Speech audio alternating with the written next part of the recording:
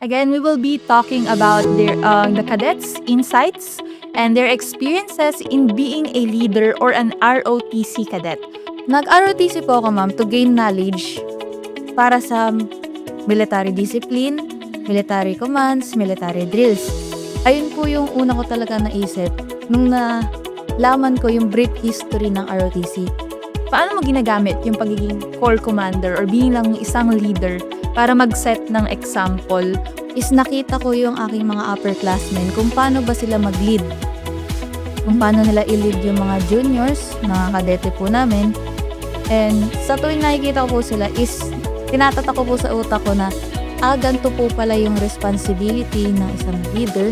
Paano mo sila aanyayahan na sumali or piliin ang ROTC program pag nag-college na sila. Kung gusto mo talaga yung isang bagay, kahit na natatakot ka, try mo. Wala naman masamang mag-try. Wala rin naman masamang mag-fail.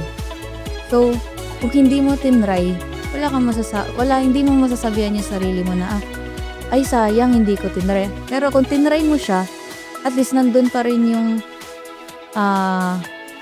masasabi mo sa sarili mo na, at least, nagawa ko siya. I'm really excited for this vlog because this is all about inspiration, dedication, passion, and most of all, love for country.